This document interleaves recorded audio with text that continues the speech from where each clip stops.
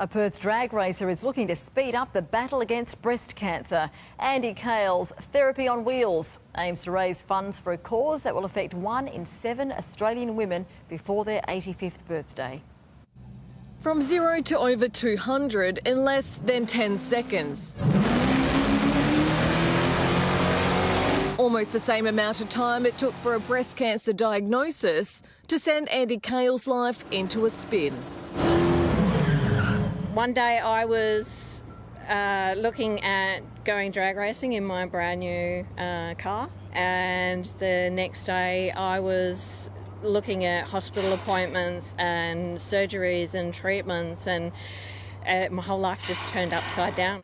10 years on and armed with a new set of wheels, this drag racer has turned her attention to raising funds and hope for those facing a similar fight.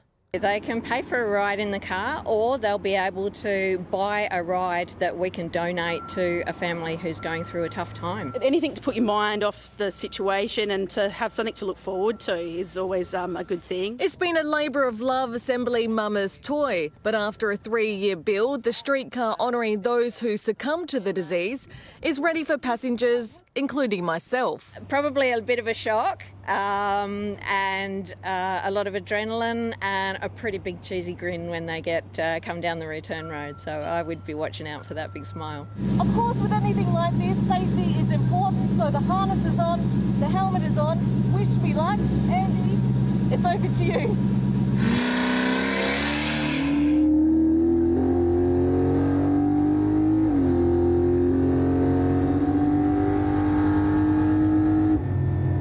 And while the ride might be over in seconds, the money raised could bring lifelong changes for patients and families, supported by Breast Cancer Care WA. Specialist breast care nursing, counselling, financial, practical support. We have support groups, so it's really going to a good cause. A cause this survivor thinks is worth driving home.